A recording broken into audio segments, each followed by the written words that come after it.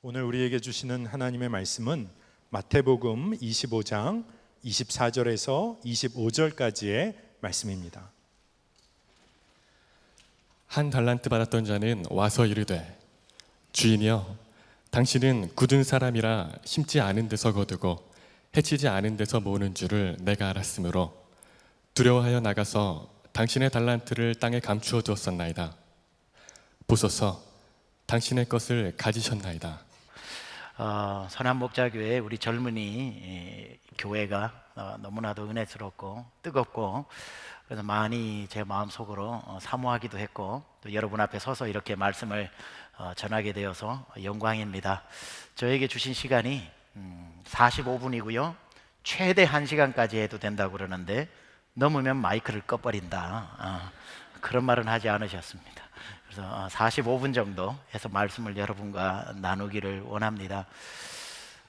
여기 저도 깜짝 놀랐습니다. 교회에 최왕락 목사님이 계시다고 그래서 지금 일본 가 계신다고 그랬는데, 그 왕이 가시고 병든 사람이 왔습니다. 제가 최병락인데 여러분 좀 이해를 해주시고 말씀에 집중하시면, 우리 박우영 목사님도 너무나도 또 잘생기셨고, 그 웃음은 비웃음은 아니죠. 예. 우리 목사님 너무나도 잘생기셨고, 여러분 모두 얼굴이 환하고, 그래서 제가 아주 너무 기쁘게 여러분 앞에 서게 되었습니다. 오늘 사실 1부, 2부, 3부에 당신을 택한 이유라고 하는 제목으로 부족함이라고 하는 lessness, 영어로 말하자면 부족함에 대해서 이야기를 했고요. 전혀 다른 본문이고 다른 방식으로 말씀을 전하겠지만 내용은 일맥상통하는 그런 내용입니다. 한 달란트의 기적이다라는 제목 가지고 말씀을 전하겠습니다. 한 달란트의 기적. 이거 달란트가 여러분 영어의 탤런트에서 왔지 않습니까? 그렇죠? 탤런트는 재능입니다.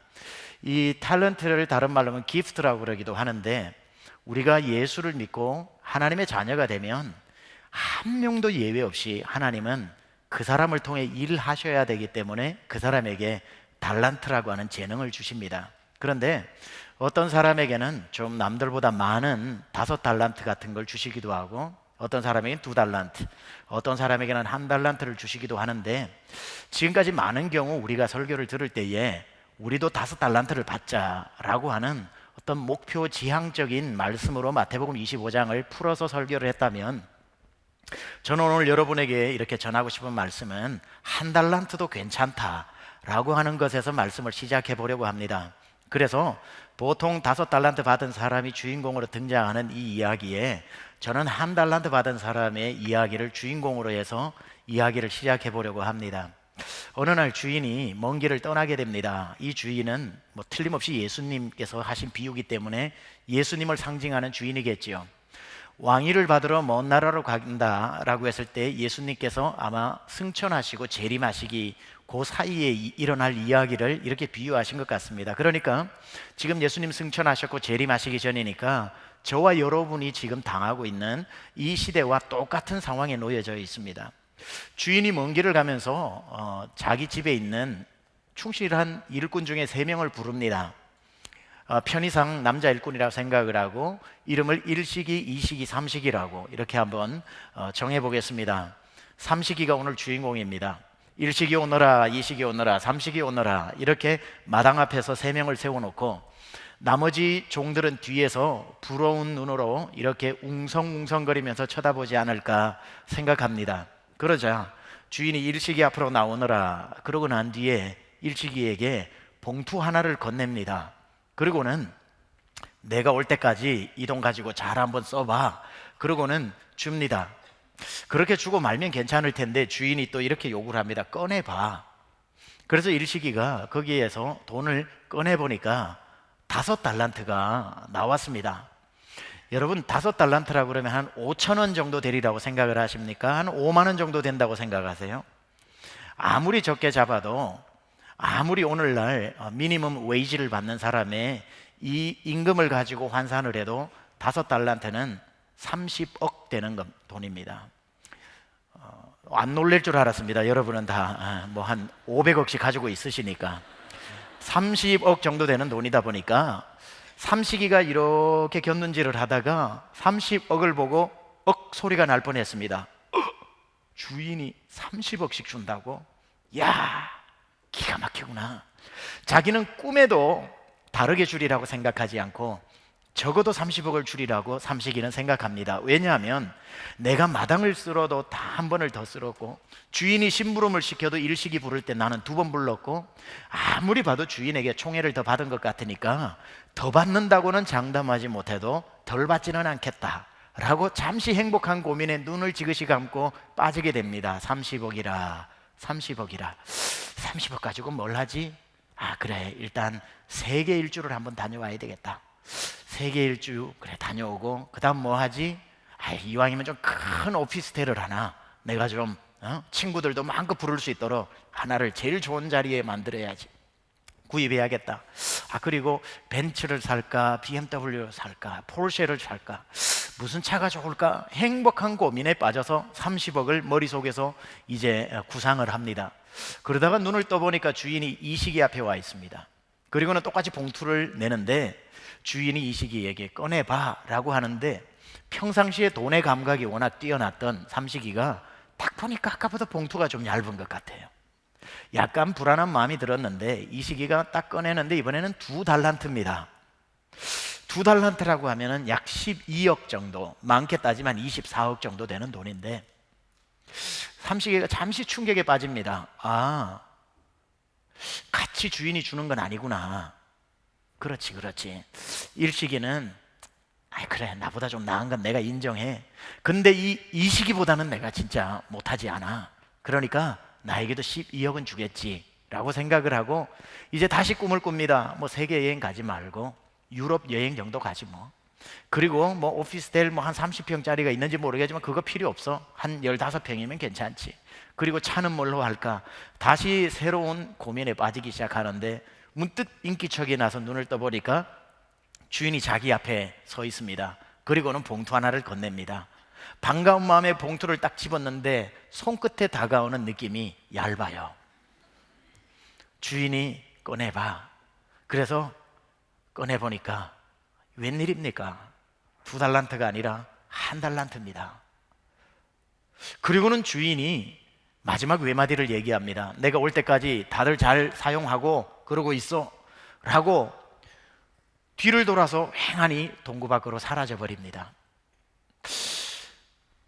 그 상황에서 삼식이가 이 1달란트를 들고 있는데 어느새 일식이는 5달란트를 들고 기분이 좋아서 야호 소리를 내면서 동구 밖을 나가고 있고, 이식이는 신바람이 나가지고 살인문을 나가고 있고, 마당에 덩그러니 삼식이 혼자 이 1달란트를 가지고 있었는데, 주인에게서 1달란트를 받는 순간 삼식이가 가장 힘들었던 것 하나는 뭐냐면 표정 관리입니다.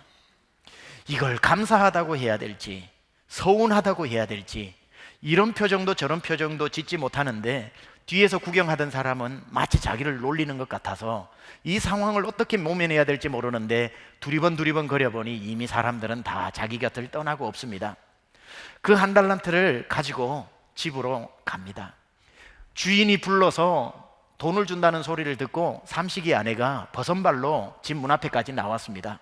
그리고는 얼마 주대 빨리 얘기해봐. 그러니까 아무 얘기를 안 합니다. 아니, 얼마 줬냐고 얘기를 해보라고. 보니까 일식이는 5달란트 30억 받았대던데 당신 얼마 주대? 아무 말 시키지 말라고. 얼굴에 화가 잔뜩 나서 그 자리에서 땅을 파더니만 그 1달란트를 넣고 흙을 묻어 꾹꾹 밟아버리고 방으로 들어가서 이불을 뒤집어 쓰고 잠수를 탑니다. 물 떠와! 애꿎은 소리에 삼식이 아내가 물을 떠와서 방에 넣어주고 말도 못 붙이고 밖으로 나갑니다. 까만 밤이 올 때까지 이불을 뒤집어 쓰고 삼식이가 그 화를 참지 못합니다. 다시 일어나서 물을 벌컥벌컥 마셔보지만 역시 화가 가라앉지 않습니다.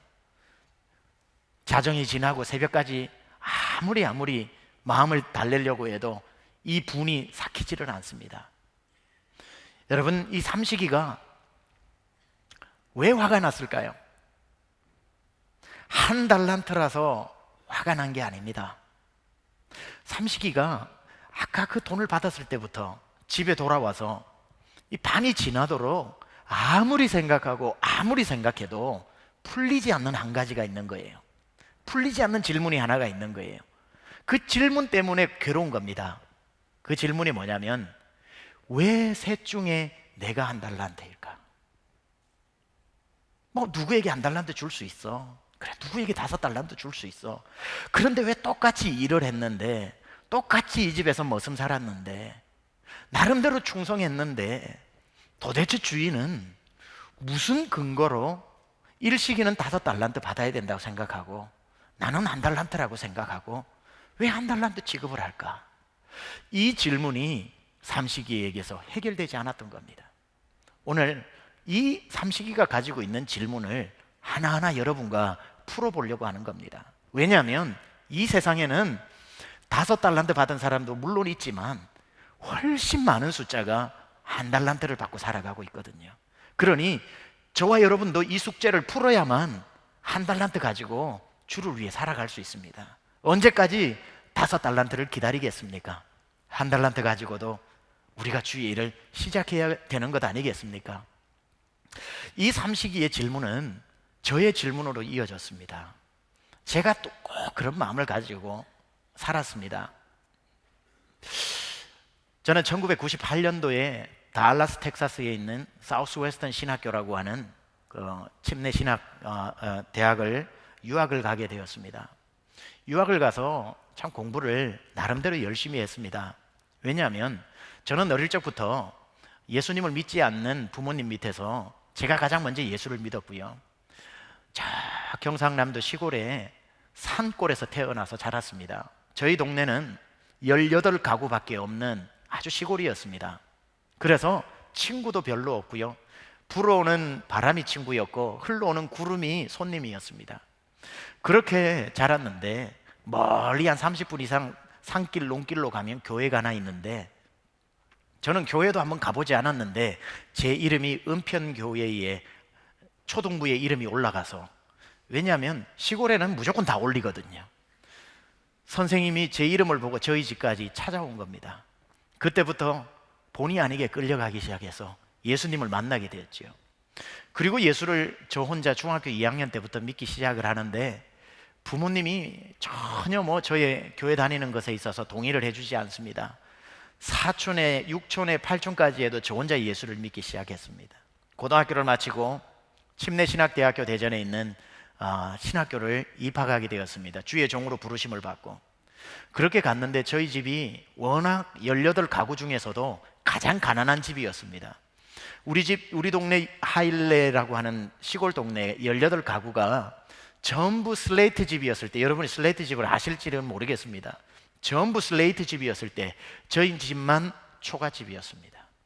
그래서 저희 부모님이 안 먹고 안 입고 그냥 안 쓰고 돈을 모으고 모아서 저희 집도 드디어 슬레이트 집으로 바꾸는 날 나머지 17집이 다 기와집으로 바꾸어 버렸습니다.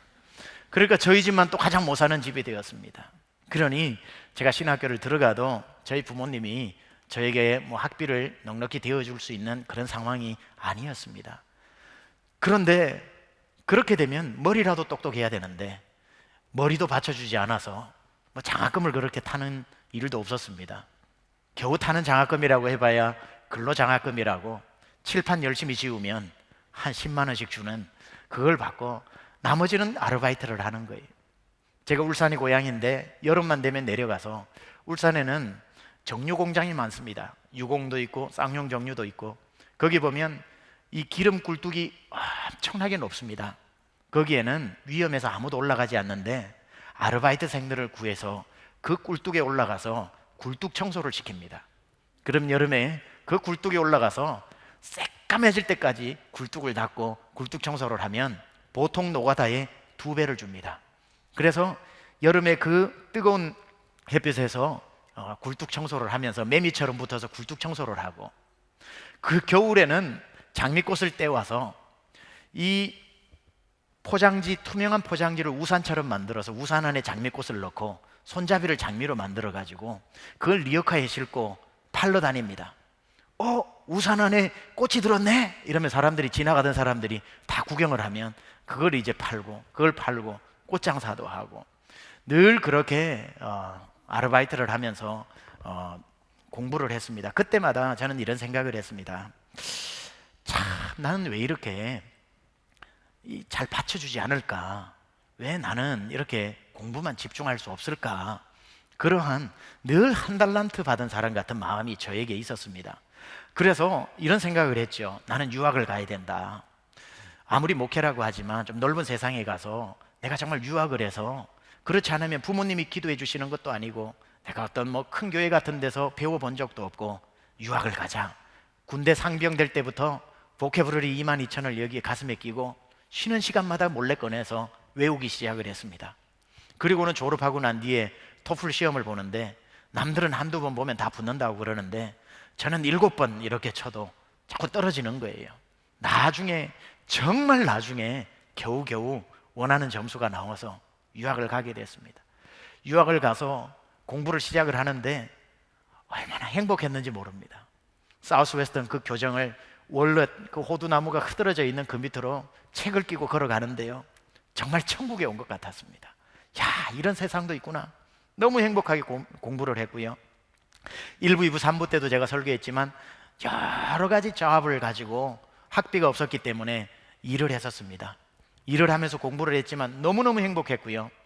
일주일에 4일을 밤을 새우면서 공부를 했습니다. 그때 제일 저에게 흔했던 광경은 창문에 새까만 밤이 와서 새까매진 창문이 새벽이 밝아와서 하얘지는 것은 저에게 너무나도 익숙한 풍경이었습니다.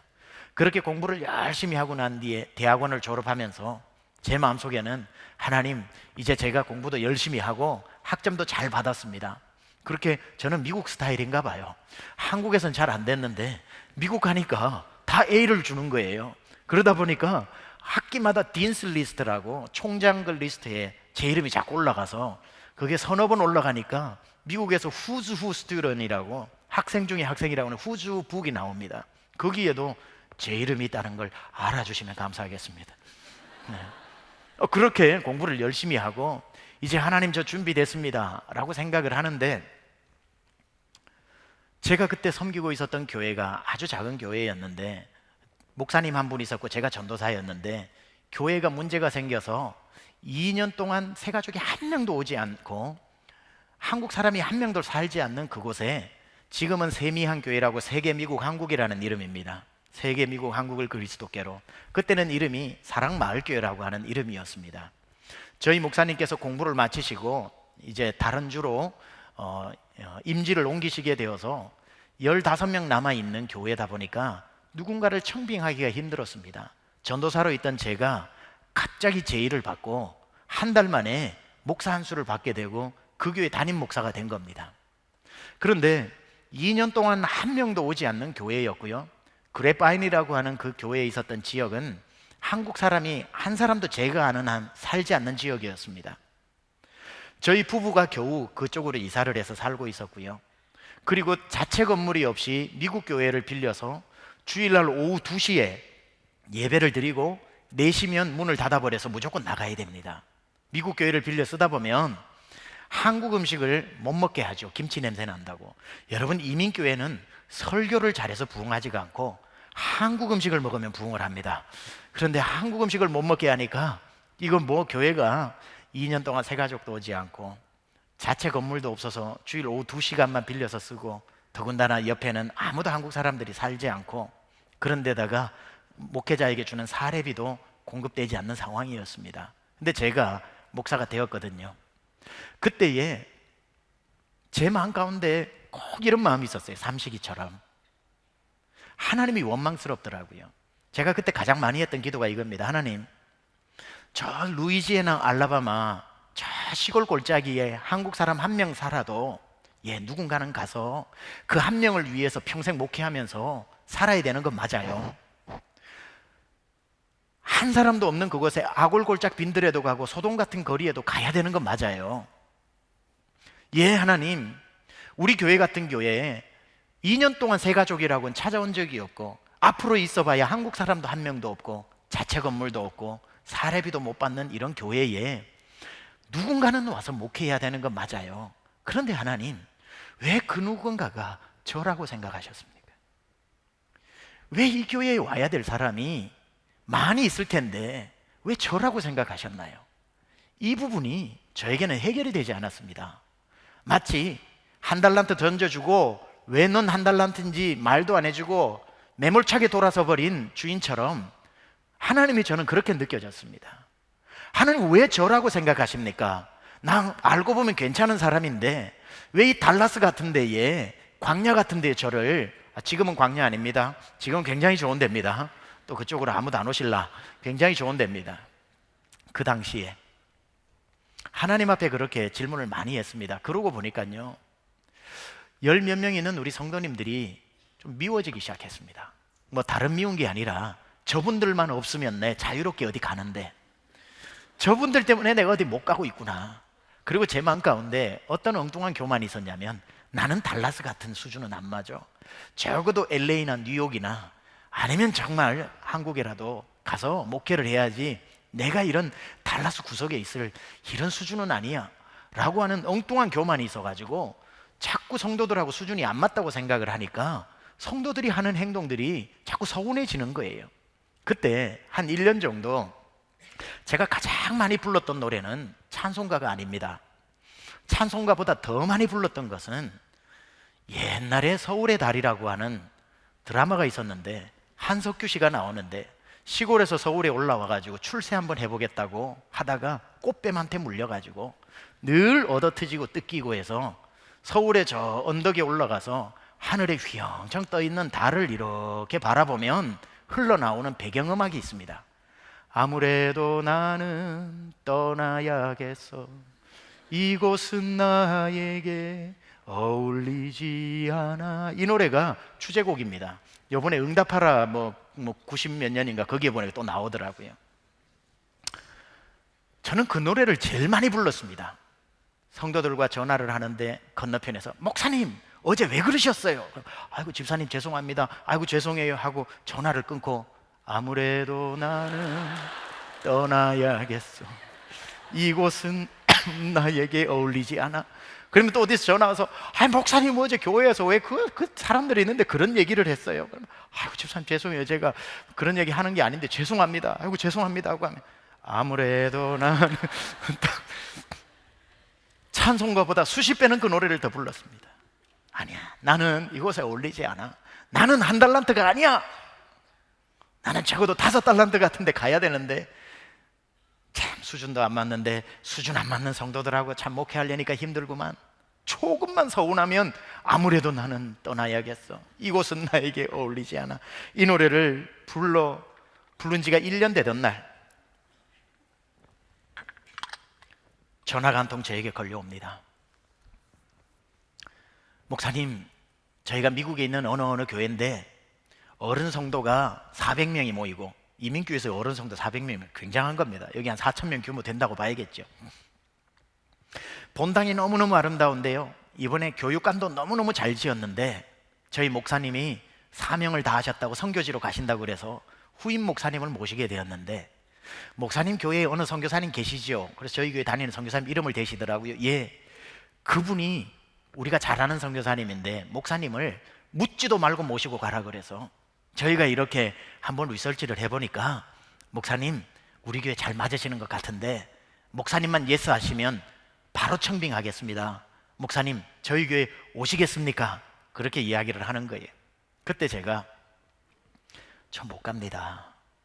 400명 된다고 가고, 자체 건물 있다고 가고, 여기 10몇 명 있다고 안 가고, 떠나고, 여기 자체 건물도 없다고 떠나고, 제가 부름받은 주의 종이지 더 나은 조건 있다고 가고, 그렇게는 못합니다 라고 말하지 않았어요. 저는 그 얘기를 하는 순간 바로 제가 그 전화에 대고 갑니다 라고 얘기를 했습니다. 왜냐하면 제 마음속에는 흔들리지 않는 확신이 한 가지 있었기 때문입니다. 그건 뭐냐면, 그럼 그렇지 하나님 보고 계셨군요. 그러니까 지난 1년 동안 이런 교회도 너 해볼래? 라고 해서 맡겨주셨는데, 마음에 원망이 있어도 체질이 열정적인 체질이라 굉장히 열심히 했거든요.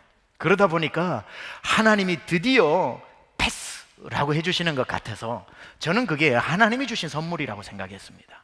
그러니 그 테스트에 통과하고 하나님이 주시는 선물을 제가 노할 이유가 있겠습니까? 바로 갑니다 라고 얘기를 하고 한 달 후에 떠나기로 얘기를 다 했습니다. 그러고 난 뒤에 그 다음 주가 되어서 우리 성도들하고 또 그날이 야외 예배가 있어서 야외 예배를 나가게 되었습니다. 제가 살던 그 그래파인이라고 하는 그곳은 호수가 너무너무 아름답습니다. 호숫가에 가서 성도들이 이제 예배를 간단하게 드리고 이제 바베큐를 구워서 먹고 있는데 저는 뭐 바베큐가 들어올 리가 없죠. 멀리 떨어져서 벤치에 앉아서 팔짱을 끼고 다리를 꼬고 그렇게 앉아 있었습니다.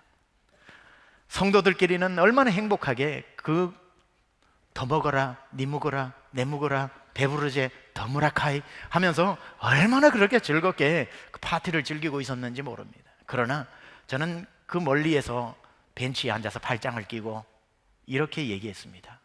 잘 있거라, 나는 간다. 1년 동안 젊은 목회자로서 그 목회에 그 집착, 어태치먼이라고 그러죠. 그 어태치먼에서 오는 그 볼든이, 그 스트레스가 너무너무 커졌습니다. 그런데 이제 내가 디태치먼이라고 그러죠. 떨어져서 자유롭게 된다고 생각을 하니까 벤치에 앉아 있는데 1년 만에 처음 느껴보는 평화, 평화로다 하늘 위에서 내려오네. 얼마나 행복했는지 모릅니다. 그 순간 모든 게 완벽하지요. 딱 한 분만 방해를 안 하시면 돼요. 하나님만 방해를 안 하시면 됩니다.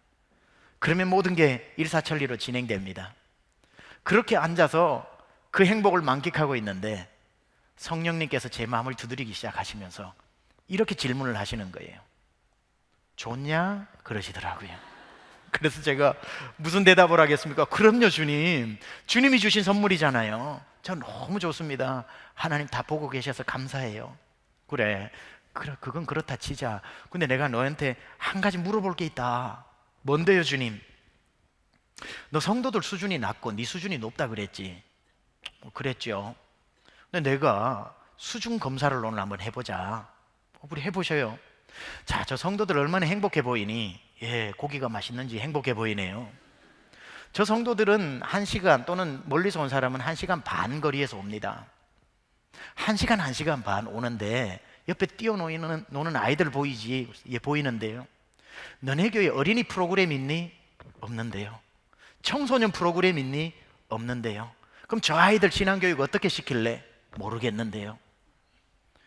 그런데도 저 부모들은 자녀를 위해서라도 하루 저녁 앉아서 얘들아, 우리 이 교회가 좋기는 하다마는 너희 신앙교육 때문에 어린이 프로그램 잘 돼 있고 중고등부 프로그램 잘 돼 있는 교회로 가기로 아빠가 결정했다. 우리 가족회의하고 통과할 테니까 다음 주부터 그 교회로 가자 라고 말을 해도 누구 하나 입댈 것 없는 성도는 자녀 희생하고도 저 멀리서 와서 이 교회밖에 세상에 없는 듯 저렇게 행복하게 예배를 드리고 고기를 구워 먹고 그렇게 지내고 있는데, 아골골짝 빈들에도 가야 하고 한 명밖에 없어도 그곳에 가서 죽을 때까지 사명 감당해야 될 목사는 도망가겠다고 이렇게 웃고 있는데, 네 생각에는 누구 수준이 높냐?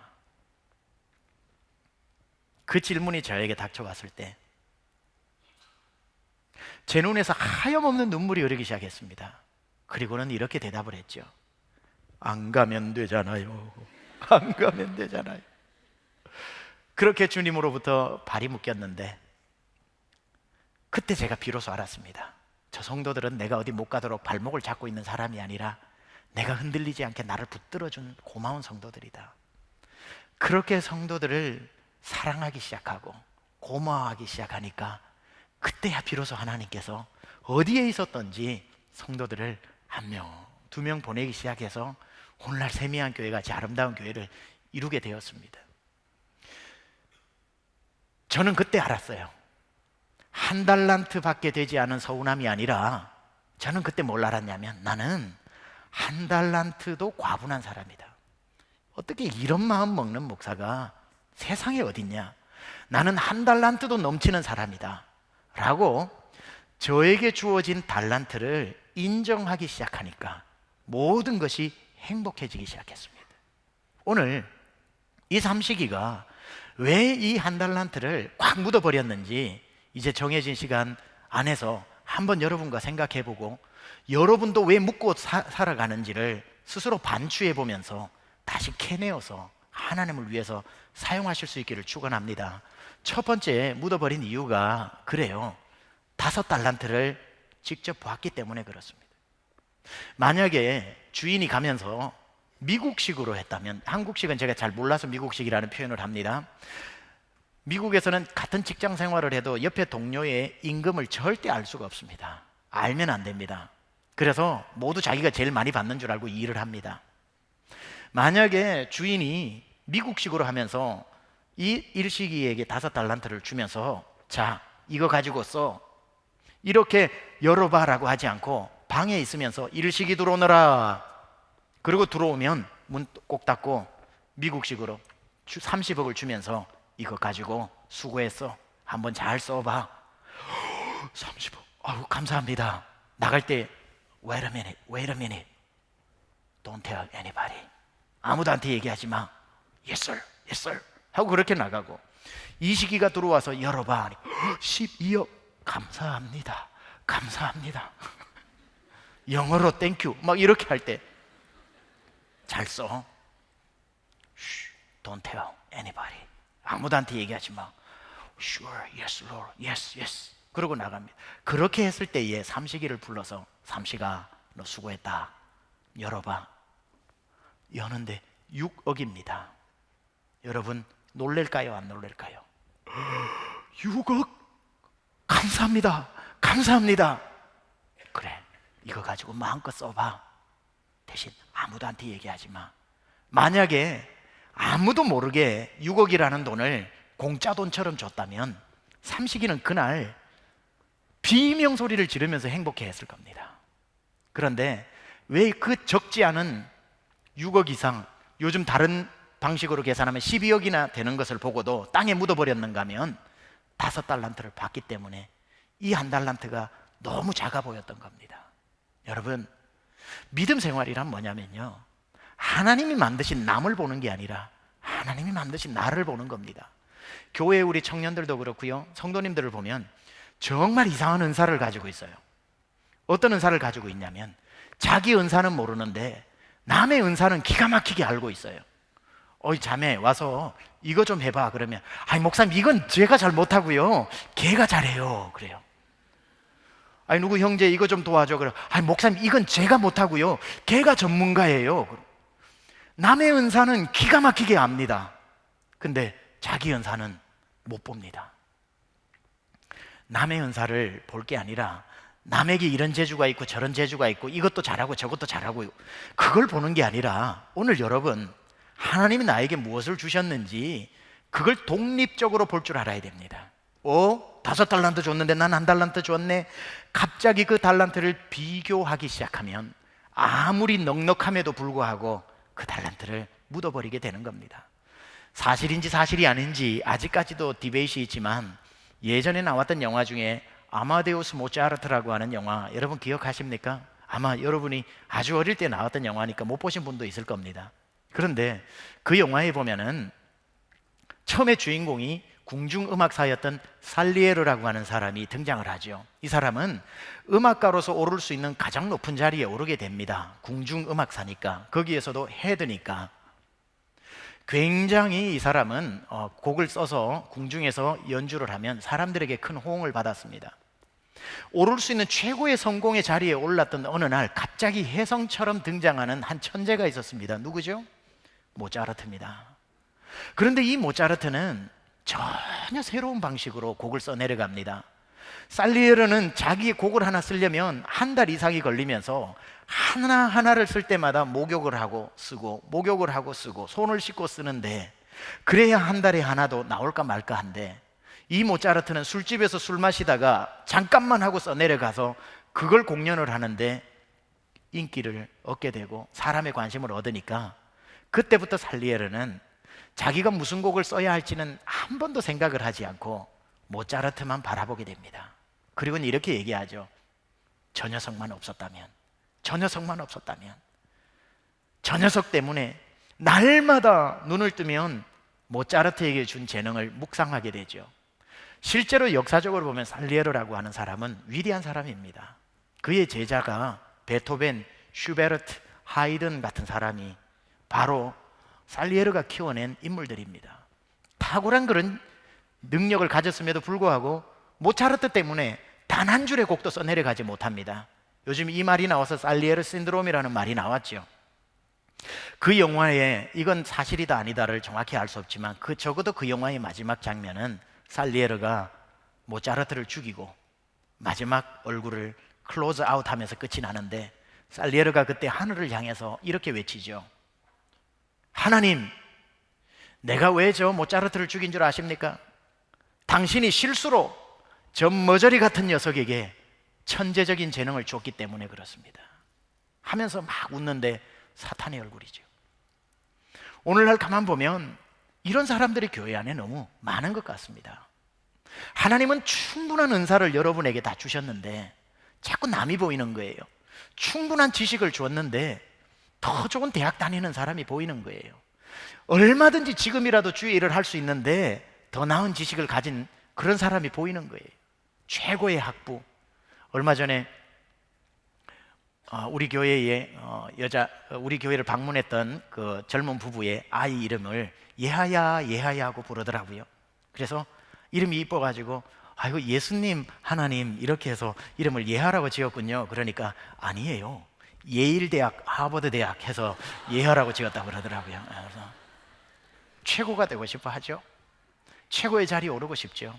그러나 여전히 오늘날 세상에는 최고의 자리에 있는 게 아니라 삶의 평범한 자리에 있는 사람이 훨씬 많고요.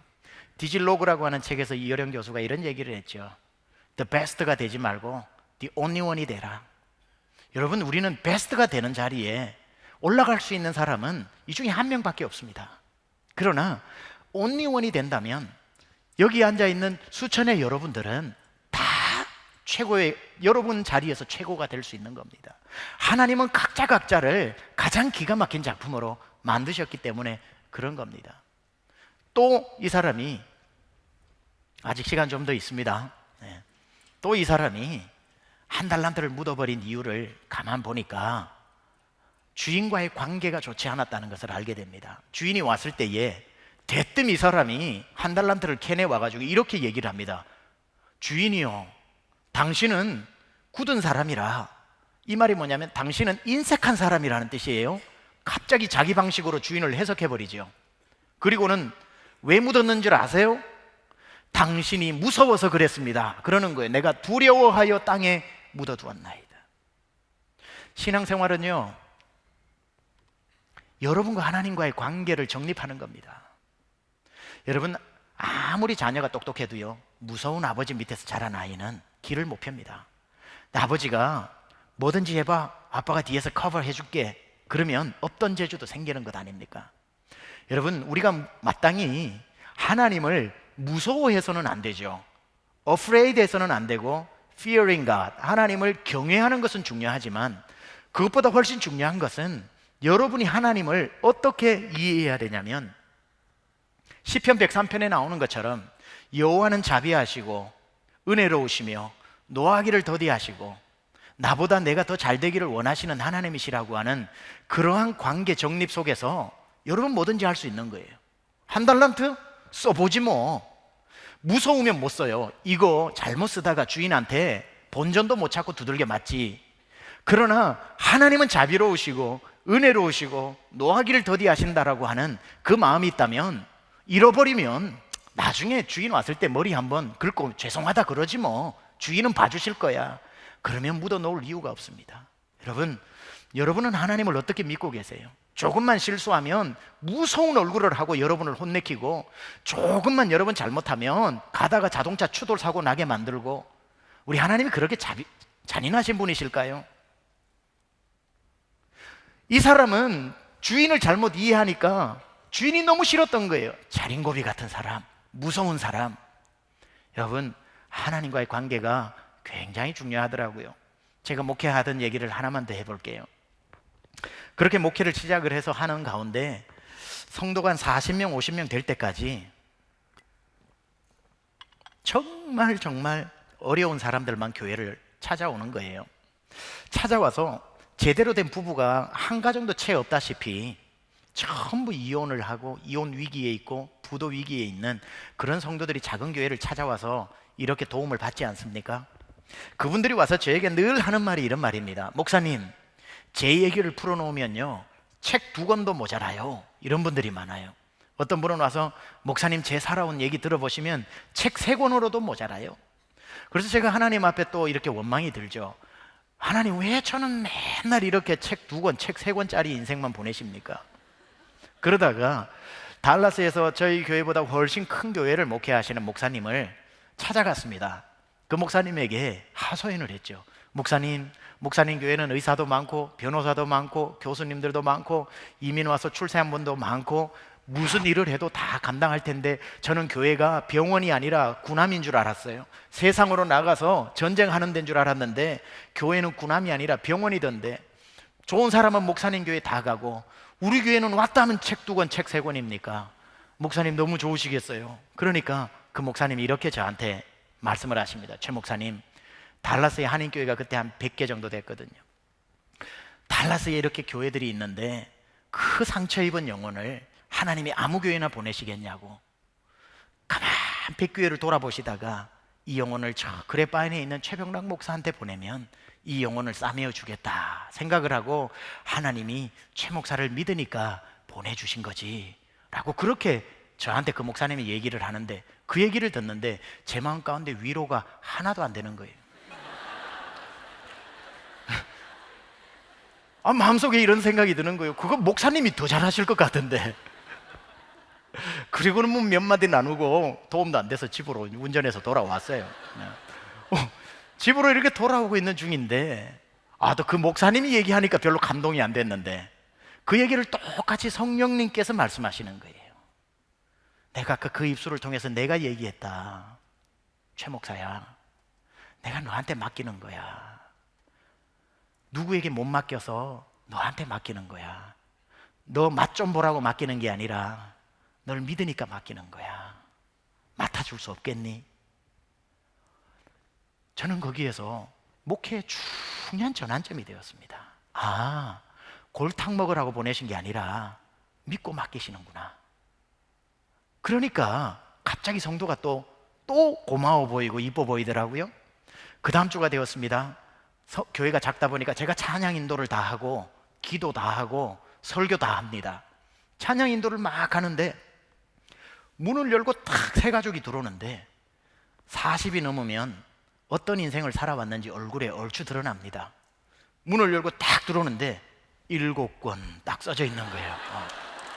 옛날 같았으면 아이고 하나님 날 죽이시려고 또 저런 인생을 2권도 지금 감당이 안 되는데 7권을 보내십니까 하고 설교할 맛이 딱 떨어졌을 텐데 이제는 제 마음에 어떤 마음이 들어왔냐면은 할렐루야, 그러니까 하나님 이제 제 수준이 7권도 커버하신다는 그 말씀이시죠. 갑자기 하나님이 믿어주는 거로 보이는 거예요. 그 다음 주가 됐어요. 찬양을 막 하고 있는데 문이 탁 열리면서 들어오는데 12권 얼굴에 다 나와요. 예전에는 주님 나를 정말 어쩌시려고 했는데 이제는 그러니까 이제 12권이나 감당할 수 있다는 거죠. 못 감당할 성도가 없더라고요. 여러분에게 어려운 일 닥쳐오나요? 골탕 먹으라고 하나님이 보내시는 거 아닙니다. 감당할 수 있기 때문에 하나님이 여러분을 믿고 맡기시는 겁니다. 여러분 한 달란트 30일업 돌아가 볼까요? 왜 나에게 한 달란트냐고 말하기 전에 하나님하고 관계가 좋다면 약간 어리둥절하면서 이렇게 생각했을 거예요. 왜 일식이는 5달란트 나는 한 달란트지? 왜 한 달란트지? 우리 주인이 나쁘니까 골탕 먹으라고 그러겠구나. 관계가 나쁘면 그렇게 가는 거고 관계가 좋으면 우리 주인은 나를 잘 아는데, 우리 주인은 나보다 나를 더 잘 아는데, 우리 주인은 선하고 노하기를 더디하고 인자한데 왜 한 달란트를 줬을까? Now I know. 그러니까 우리 주인이 생각할 때 나는 한 달란트만 줘도 얼마든지 일을 잘할 수 있다고 생각을 했고 저 일식이는 5달란트나 줘야 겨우 일을 할 수 있다고 생각하는구나. 그렇게 부럽게 보이던 일식이가 그 마음이 들어오자 처량하고 측은하게 보이는 거예요.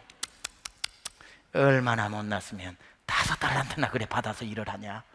그러니까 주님, 나는 1달란트도 가지고도 얼마든지 할 수 있다는 거지요. 달라진 거 하나도 없습니다. 하나님과의 관계가 정립되니까 1달란트가 하나님의 사랑으로 보여지는 겁니다. 말씀 마무리하면서 마지막 한 가지 더. 왜 묻어버렸을까? 작은 것을 이 삼식이는 없는 것으로 생각한 거예요. 여러분, 작은 것은 없는 게 아닙니다. 작은 거지, 그죠? 근데 뭐라고 얘기해요? 주인이 왔을 때 당신은 굳은 사람이라 무서워하여 내가 땅에 묻어두었는데, 왜냐하면 당신이 어떤 사람인 줄 아세요? 어떤 사람인데? 당신은 심지 않은 데서 거두잖아요. Is that true? 이게 사실입니까? 심었잖아요. 1달란트 심었잖아요. 그런데 1달란트를 보고 삼식이는 당신 안 심었잖아요 라고 얘기를 합니다. 그 말은 무슨 말이죠? 이게 1달란트가 뭐라고 이것도 심은 거라고 말합니까? 적은 것을 적다 하지 않고 없다고 말했던 겁니다. 여러분, 적은 것은 적은 것이지 없는 게 아닙니다. 적은 것 하나를 가지고도 얼마든지 위대한 일을 해내는 것을 저는 포레스트 검프라고 하는 영화를 보면서 알았습니다. 포레스트 검프 영화 보셨습니까? 저는 한 6번, 7번 봤는데, 못 보신 분들은 집에 가셔서 성경 읽지 말고 그거부터 한번 보세요. 굉장히 은혜가 됩니다. 톰 행크스가 주연을 했는데요, 태어날 때부터 홀어머니 밑에서 태어나서 전응아로 태어납니다. 걸음도 잘 못 걸어요. 의족이 없이는 걷지를 못합니다. 조금씩 자라서 드디어 초등학교를 들어갈 나이가 됩니다. 엄마가 이 포레스트를 스쿨버스에 태워서 보내야 되는데, 길거리에 나와서 포레스트를 태우는데 포레스트가 겨우겨우 의족 때문에 스쿨버스에 올라가죠. 어린아이들이 잔인해요. 잘 돕지 않아요. 왕따 시켜요. 올라타니까 아직 스쿨버스에 자리가 많은데도 포레스트가 앉으려고 하니까 창가에 앉았던 아이들이 갑자기 복도 쪽으로 자리를 옮기면서 It is taken, it is taken, 자리 있어 라고 못 앉게 합니다. 또 뒤쪽으로 가니까 창가에 있던 애가 또 와서 It is taken. 포기를 하고 포레스트가 서서 가려고 하는데, 갑자기 어디선가 너무 아름다운 목소리가 들리죠. You can sit by me, 그럽니다. 내 옆에 앉아도 돼 하는 여자 목소리가 들리는데, 갑자기 눈에서 하트 표시가 나죠. 제니라고 하는 너무 아름다운 소녀가 복도 쪽에 앉았다가 창가로 자리를 옮겨주면서 You can sit by me, 그럽니다. 그래서 거기에 앉아서 포레스트가 제니와 아주 친한 친구가 됩니다. 그때부터 포레스트는 제니를 하나님처럼 섬깁니다. 제니의 말이라면 무엇이든지 다 순종을 합니다. 둘이가 티네이저가 됩니다. 고등학교를 갔다가 집을 돌아오는 뒤뚱뒤뚱하는 포레스트에게 동네 친구 녀석들이 트럭을 타고 뒤에서 장난을 칩니다. 부릉 부릉 하니까 도망을 가려고 포레스트가 뒤뚱뒤뚱 하는데, 어떻게 그 트럭을 피해 갑니까? 재밌다고 친구들이 다시 부릉부릉 하니까 뒤뚱뒤뚱 어쩔 줄 모르는데, 갑자기 저 멀리 보리수 나무 밑에서 책을 읽고 있던 제니가 포레스트를 향해서 이렇게 외치죠. Forest, run, just run, Forest. 달려, 그냥 달려. 말씀드렸죠, 포레스트는 지능이 좀 모자라다고. 제니의 그 얘기가 들리자마자 아주 중요한 한 가지를 포레스트는 잊어버리고 맙니다. 자기는 달릴 수 없는 사람이라는 것을 잊어버리고 그 말을 듣고 달리기 시작을 합니다. 그런데 그 순간 의족이 풀어지기 시작하면서 달리게 되죠. 그때 포레스트는 자기 인생 처음으로 1달란트를 발견합니다. 달릴 수 있구나. 너무 재밌어서 막 뛰는데 트럭보다 빨리 달려버려요. 계속 달립니다. 그런데 어디서 풋볼공이 날아와요. 미식축구 볼이 날아오는데 그걸 자꾸 막 뛰었더니만 터치다운이 돼버렸습니다. 그래서 너무 놀래가지고 대학 미식축구의 스카웃이 되죠. 이제는 아무것도 없어요. 달리는 것 때문에 공만 날아오면 잡았다면 터치다운을 해서 대학 풋볼에서 MVP가 됩니다. 아무것도 한 거 없어요. 달릴 수 있다는 1달란트 때문에. 그걸 마치고 월남 전쟁이 일어나서 파병이 되어서 자기 부대가 폭탄의 폭격을 맞게 됩니다. 부대원이 다 죽게 되었는데 포레스트는 폭탄이 무서운 줄도 모르고 무조건 달려가서 부대원을 들쳐오고 또 뛰어가서 안전한 곳으로 달리기 하나로 전 부대원을 다 살려냅니다. 포레스트 검프의 이야기는 처음부터 끝까지 달릴 줄밖에 모르는 한 사람이 달리는 것 때문에 어떤 일을 이루어내는지를 보여주고 있는 그런 이야기입니다. 저는 달라스에서 목회한 지 이제 12년이 지나가고 있습니다. 그렇게 어렵게 시작했던 목회, 하나님이 자꾸 은혜를 주셔서 매일매일 새롭게 교회가 성장하기도 하고 또 원하는 사역들을 하고 있습니다. 하나님이 지금도 하늘에서 저에게 이렇게 말씀하셔요. 최 목사, run! just run! 저는 재주가 많지 않습니다. 어릴 적부터 한 달란트로 그냥 그거 가지고 이제는 그것도 과분하다 생각하고 달라스에서 목회를 하고 있지만 하나님은 오늘도 저를 응원하고 계십니다. 최 목사, run! just run! 여러분 한 달란트 가진 사랑하는 우리 젊은이 교회 여러분, 하나님 여러분에게 지금 말씀하셔요. 누구야? Run! Just run! 한 달란트로도 얼마든지 달려갈 수 있는, 그 한 달란트로도 얼마든지 역사를 일으킬 수 있는 그 하나님을 신뢰하고 오늘도 달려갈 수 있기를 우리 주 예수 그리스도 이름으로 축원합니다. 우리 시간에 한번 같이 말씀 가지고 기도합시다. 하나님이 우리에게 주신 달란트가 있는데 오늘 당장 꺼내어서 사용해도 충분한데 우리는 자꾸 5달란트 되면은 하나님 제가 뭘 좀 주를 위해 제가 살게요, 드릴게요, 할게요. 하나님, not yet. 아직은 아닙니다. My day is yet to come. 저의 날은 아직 오지 않았습니다, 주님. Wait there. 좀 기다려 주세요. 아닙니다, 여러분. Here and now. Today. 오늘 여러분에게 주신 거 충분합니다.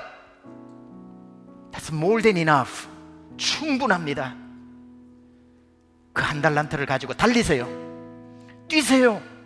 한 달란트를 쥐고 뛰기만 해도 하나님이 일하시는 것을 보게 될 겁니다. 젊은이 교회에 여러분의 한 달란트를 캐내어서 사용하세요. 그곳에서 하나님의 음성이 들려올 겁니다. 누구야? Run, just run, keep running, keep on running. 주의 손을 붙잡고 달려가기 원합니다. 주여 나를 사용하여 주옵소서. 우리 신 한번 같이 기도합니다. 하나님, 이 시간 주님 앞에 기도합니다. 하나님이 우리를 부르시사 아버지, 비록 한 달란트라고 할지라도 하나님 손에 붙들려 쓰임받기 원합니다. 주님이 부르신 곳에서 주님이 주신 것으로 오늘이라는 시간 속에 할 수 있는 것에서부터 하나님 우리의 달란트를 사용하게 하여 주옵소서. 우리 젊은 시절에 이것을 사용하는 훈련이 되어 있지 않으면 많이 가지는 날이 와도 절대 사용할 수 없을 텐데, 우리 젊은이들 속에 하나님이 주신 차마 없다고 말할 수 없는 있는 그것으로 사용하여 하나님 앞에 영광 돌리는 귀한 우리 젊은이들 되게 하여 주옵소서. 예수님의 귀하신 이름으로 기도드려 싸움나이다. 아멘.